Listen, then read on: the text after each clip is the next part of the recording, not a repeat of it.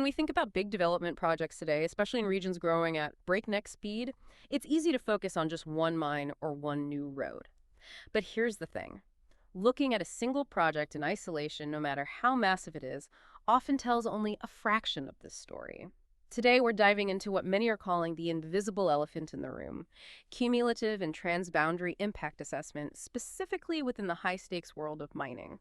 Our mission for this deep dive: to take our stack of material and extract the most important nuggets of knowledge, helping you understand not just what these assessments are, but why they are absolutely critical to getting development right. Our primary source material for this deep dive comes from compelling excerpts of Chapter 11 of Mining and the Environment by Dr. Caroline Spitz and John Trudinger.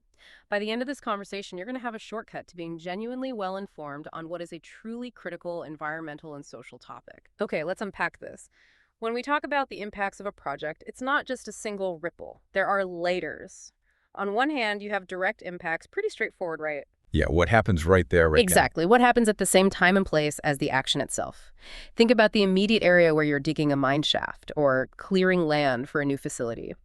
Then there are indirect or secondary impacts. These happen later or maybe further away, but they are still reasonably likely consequences of that initial direct action.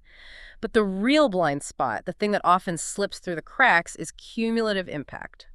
Yes, the big one. This is the incremental effect that comes from multiple developments, both existing ones, those planned for the future, and even reasonably defined ones, all impacting the same areas or resources. It's about seeing the forest, not just the individual trees, yeah. Precisely.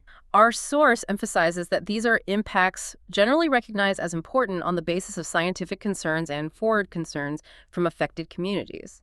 It's about how small changes, when added together, create a massive, often unforeseen problem. And what's truly fascinating here is why cumulative impacts are such a profound and often overlooked challenge, especially in developing countries. Right, why there? Our source points out that broad-scale land use changes are happening at unprecedented rates.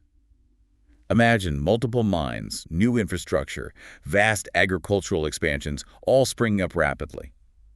Individually, each project's impact might seem manageable, but when you combine them, they can utterly overwhelm a region's ecological and social capacity. Like adding drops of water to a bucket. Exactly. Eventually it will overflow, no matter how small each individual drop is.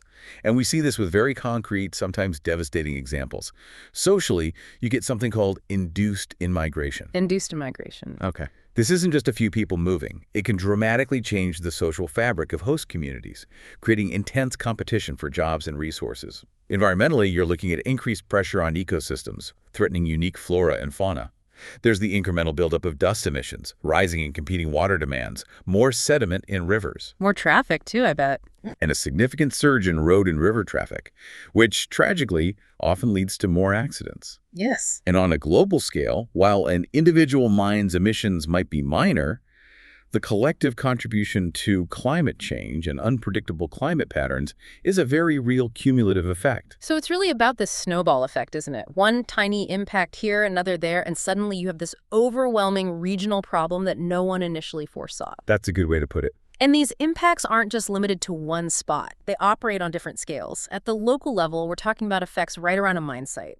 Localized dust deposition, noise and vibration, groundwater drawdown, immediate changes in water quality, and increased local transportation. Pretty direct stuff. Still significant locally, though. Oh, absolutely. But then scale up to a regional level, and you're looking at a project's contribution to impacts from other industrial activities across a much larger watershed.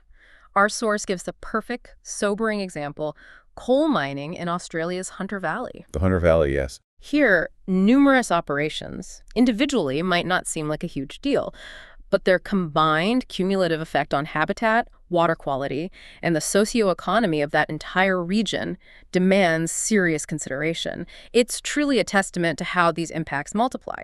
A classic case study. And then, as you mentioned, we have global impacts, primarily greenhouse gas emissions, though an individual mine's contribution here is usually minor compared to the whole. Relatively minor, yes, but they still add up globally.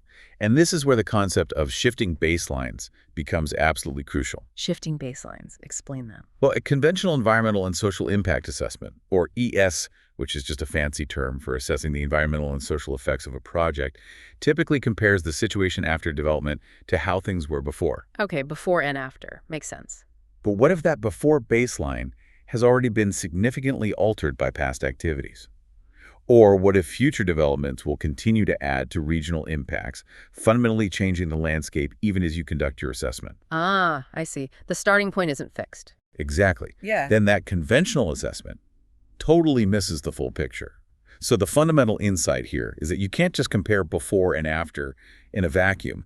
The before is constantly moving, and ignoring that is like trying to hit a moving target with a blindfold on. Okay. Wow. This is precisely why a cumulative effects assessment becomes not just appropriate, but truly necessary. We've talked about impacts piling up within one region, but what happens when those ripples don't respect national borders? That's where transboundary impacts come in, and frankly, they introduce a whole new layer of geopolitical headache. Oh, yes. This is where it gets really interesting and frankly quite complicated. Exactly. This raises an important question. How do you even begin to manage impacts that literally cross international lines? The examples are compelling and real. Like what? Imagine a river system fed by mine drainage that then flows into a neighboring country, carrying potential pollution. Okay, that's a big one. Or the sheer volume of import and export of raw materials and products, some of them hazardous, involving cross-border traffic. Mine operations often attract workers from across regions and even national borders, significantly impacting both the transboundary and local labor markets. So social impacts crossing borders too. Definitely. Then there's the alteration of the global carbon budget lost CO2 uptake from cleared forests, fugitive methane release from coal mining, CO2 from equipment and transport, and from processing ore into metal. And let's not forget transboundary air pollution from pyrometallurgical ore processing, where emissions from one country literally drift into another. Right, air doesn't stop at the border. The significant, often overlooked challenge here is that while national authorities administer these ECRAs, stakeholders outside that jurisdiction, the very people who will be impacted across a border, often have no avenue for involvement in the decision-making process. So they have no say. Often, no formal say. This dramatically increases the risk that transboundary impacts are not fully or appropriately considered, leaving entire communities vulnerable and voiceless. It's a huge gap in the system. So if these kinds of impacts are so hard to pin down and measure, how do we even begin to assess them? This is where what's known as good international industry practice comes in, something like the IFC Performance Standard 1. Yes, the IFC standards. It requires mine developers to assess their contribution to these cumulative impacts, especially on what they call valued ecosystem components, or VECs. Right, VECs.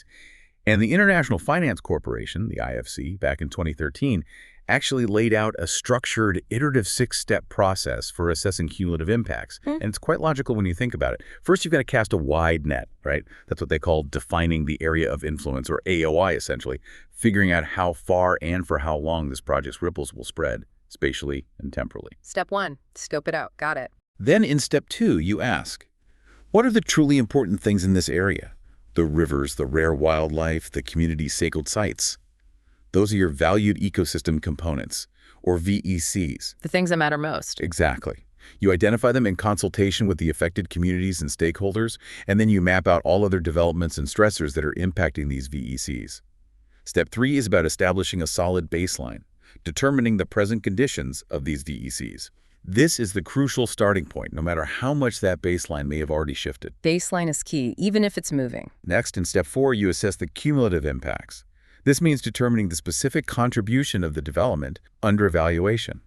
And it's a truly critical point, because without this step, individual projects can, intentionally or not, salami slice impacts. Salami slice. Yes, slice them so thinly that no single one appears significant, even as the landscape is fundamentally transformed around them. It's the silent killer of comprehensive assessment. Sneaky. Okay. Step 5 is all about evaluating the impact significance. How important are these predicted cumulative impacts to the long-term viability or sustainability of the affected VECs? How bad is it really? Basically, yeah. And finally, step 6 is impact management, designing and implementing mitigation measures for the project's specific contribution to these cumulative impacts and risks. It's a systematic approach to what can feel like an overwhelming problem. That's a lot of acronyms and technical terms, so let's make sure we're on the same page. When we say reasonably foreseeable future action, think of it as anything reasonably likely to happen in the area, whether it's another mine, a new agricultural venture, or a conservation project, typically based on existing plans or permit applications. That's probably going to happen. Exactly. And we already touched on valued ecosystem components, or VECs. Oh. Think of them as the irreplaceable treasures of a region, be it a unique species, a sacred cultural site, or the clean water a community relies on. These are the things you absolutely must protect. The non-negotiables, really. And finally, the area of influence, or AOI, is simply the full geographic scope where the mine development is likely to have an effect, including indirect and even unplanned but predictable impacts. It's the entire sphere of potential influence. The whole ripple effect zone. Precisely. To really bring this to life, let's look at a real-world example. The extensive coal mining operations in central Kalimantan, Indonesia, specifically within the Burrito River Basin. Okay, central Kalimantan. This region isn't just rich in coal reserves, it also has coal mining-friendly government policies that have fueled a dramatic increase in activity, with dozens of concessions now stretching deep into central Kalimantan. It's a land transformed by the rush for resources. And this is precisely where the traditional approach falls short. The individual ECIs for each new mine development in this region, submitted separately and often in different years with their own project boundaries, simply cannot capture the true picture. Right, it's piecemeal. Imagine trying to understand traffic congestion by only looking at one car on the road. A cumulative impact assessment, in stark contrast, would address the combined environmental and social impacts of all proposed mining operations and their interaction with other reasonably foreseeable future actions. Not just other mines, but everything else happening there. A whole traffic jam? The whole traffic jam. Yeah. The valued ecosystem components, the VECs, of greatest concern in the Burrito River Basin's extensive area of influence are incredibly varied, and many are critical for survival. What are the big ones there? First, water resources. Yeah. We're talking about massive turbidity and sedimentation from land clearing and construction, leaching of acidic materials, and crucially, the extensive artisanal small gold mining ASGM in the Burrito River Basin, which uses mercury. Oh, mercury. That's bad news. Very bad news. This mercury, sadly, has already caused significant long-term impacts on water and sediment quality, aquatic life, and ultimately the health of local villagers who depend on these waters. It's devastating. Then there's terrestrial ecology. Direct impacts from broad-scale land clearing for open-cut mining and infrastructure, severe habitat fragmentation from new roads, railways, and transmission lines, and the combined effect of logging. So less forest, more fragmented forest. Exactly. And these activities don't just destroy habitat, they make remote areas more accessible, which in turn leads to increased poaching, hunting, and illegal logging. Many of these areas, especially lowland forests and Bornean montane rainforests, are critically sensitive. And the river itself. River transportation is another major VEC. The Burrito River is the main transport route, and increased coal mining and logging activities will lead to considerable congestion and exacerbate already insufficient infrastructure. By 2018, there were already between 100 and 300 vessels daily. Wow. That's a floating traffic jam, like you said. It really is. And finally, socioeconomics and culture. While there are certainly positive impacts on employment and local business, Sure, jobs are important. there are also negative, induced development impacts, causing a profound change of norms and values of traditional communities over time. And again, the public health impact is significant, as many communities rely on the river water for basic needs and are directly affected by that mercury contamination from the artisanal gold mining. It's a complex web of interconnected issues. Wow, that's an enormous undertaking. How do you even begin to gather that kind of comprehensive data? Our source highlights the immense challenges of obtaining a truly holistic baseline status for these VECs. It's incredibly difficult. Especially considering there are several 100,000 households and hundreds of villages potentially affected, many of whom are indigenous Dayak peoples. It's not just a technical challenge, it's a massive logistical and social one to truly understand the starting point for so many. Indeed. And when we look at other key, reasonably foreseeable future actions, the RFFAs, in this area of influence, it's not just about mining. Right, what else is going on? You have commercial logging, Huge agricultural expansions like palm oil and rice cultivation and land conversion for new settlements and transport routes. But importantly, you also have critical conservation initiatives trying to counter these trends. Ah, like the heart of Borneo. Exactly. The Heart of Borneo Huji Initiative, for instance, launched in 2007 by Brunei, Indonesia, Malaysia, and various NGOs, aims to conserve biodiversity through protected areas and sustainable management. This is directly relevant to the AOI's future, as it introduces a different kind of influence. Also, the Equator Principles, or EPs, a risk management framework adopted by financial institutions, have had a significant positive impact on international financing, pushing for higher biodiversity and social standards, including protection of indigenous peoples' rights. So there's a push and pull. It's a delicate dance between development and conservation, absolutely. So when you assess the cumulative impacts on these VECs in central Kalimantan, using the provided table as a guide, many of them show significant to critical cumulative impacts. Sadly, yes. Many do. Our source even uses evocative terms like space crowding, which is the disturbance of ecosystems by several activities in an area simply too small to assimilate all the combined impacts. Too much happening in one place. And then there's nibbling, which sounds almost quaint, but it's an incremental form of space crowding, involving the gradual, piecemeal disturbance and loss of land or habitat. Death by 1,000 cuts. It's death by 1,000 cuts, essentially. Yeah. That's right. The significance of these impacts depends heavily on their spatial and temporal scope and their proximity to sensitive receptors. For instance, RFFAs with large spatial impacts over long periods near sensitive areas, like the massive coal mining, commercial forestry, or palm oil, lead to significant to critical impact. Those are the big hitters. Those are the showstoppers. Medium or fragmented impacts over shorter periods, such as linear clearing for infrastructure, result in moderate to significant impacts, causing habitat fragmentation, invasive species transmission, and increased access for illegal activities. Still pretty bad. Definitely still problematic. Small footprints in already modified habitats, like water transport infrastructure, generally have negligible to moderate impacts. And then there's time crowding, where impacts occur so close together that one isn't dissipated before the next begins. It's a relentless onslaught. One thing after another. Just bam. If we connect this to the bigger picture, Central Kalimantan is designated as an economic corridor by the Indonesian government's Vision 2025. Ah, so it's official policy to develop. Yes. This creates an inherent, almost heartbreaking tension. Extractive industries power economic growth, providing jobs and revenue, but they inherently impact the landscape.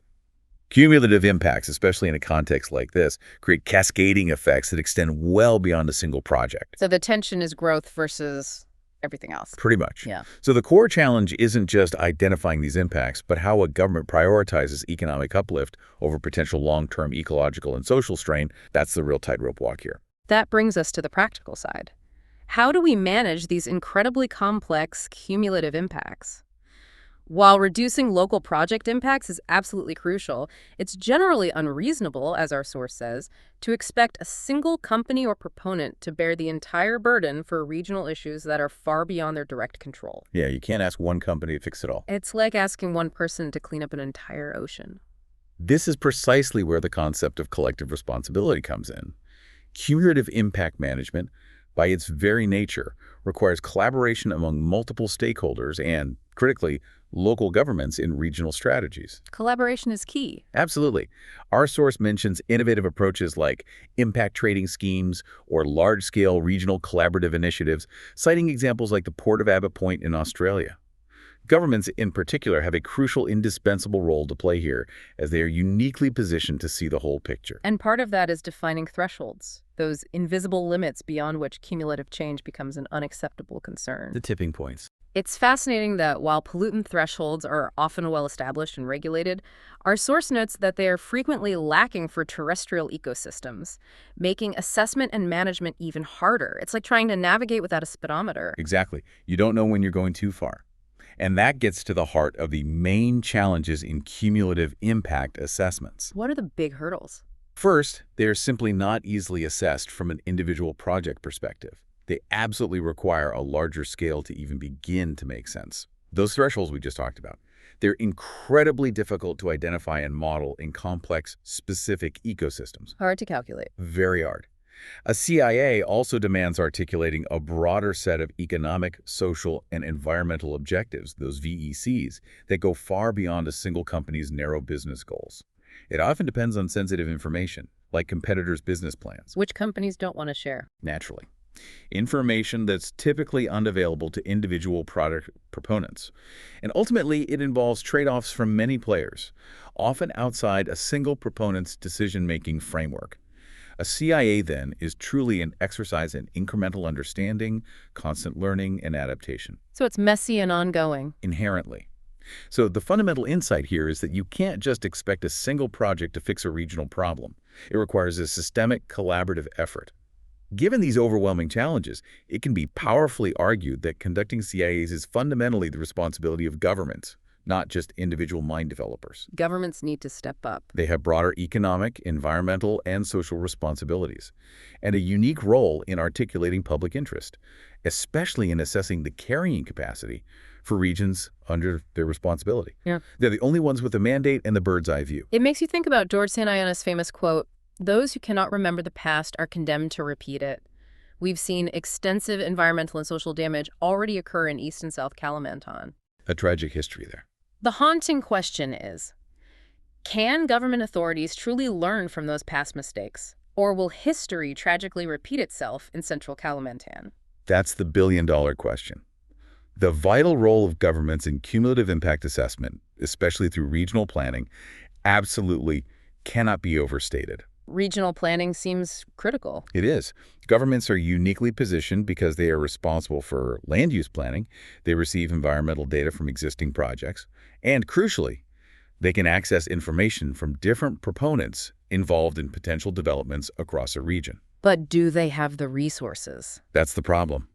As our source highlights, governments often lack the internal capacity or the funds to carry out these necessary, complex, and expensive assessments on their own. That's a huge hurdle. So what's the solution then? If governments are the key, but they lack the resources, how do we overcome that hurdle? It sounds like a catch-22. It can feel like one. A compelling solution proposed is a regulatory mechanism where proponents, the companies themselves, contribute funds for a region-wide or basin-wide planning study with a strong environmental basis. Ah, so industry pays for the big picture study. Essentially, yes. Yeah. They help finance the very studies that illuminate the broader picture. Such a study would be incredibly comprehensive. It would summarize baseline characteristics, existing land usage, sensitive areas, habitats, cultural heritage, and resource conflicts across the entire region. That sounds like a massive report. It would be. It would identify definite, probable, and possible developments, their areas of influence and timelines, and crucially, this isn't just about industrial projects, but also agriculture, silviculture, aquaculture, tourism, and recreation. It's a truly holistic blueprint for the future. It would then assess the main impacts of each project, evaluate where impacts will be additive, and crucially, whether that could exceed the assimilative capacity for any valued ecosystem component. So checking those thresholds. Exactly. The study would identify overlaps, conflicts, and potential synergies, evaluate labor requirements, assess infrastructure needs, and identify opportunities for sharing infrastructure. It would evaluate the capacity of existing communities to cope with worker influxes, and finally compile all these assessments into a clear planning framework for orderly development and permitting of future projects. A roadmap for responsible growth. That's the idea, a roadmap to responsible growth. That sounds incredibly ambitious, but also incredibly effective.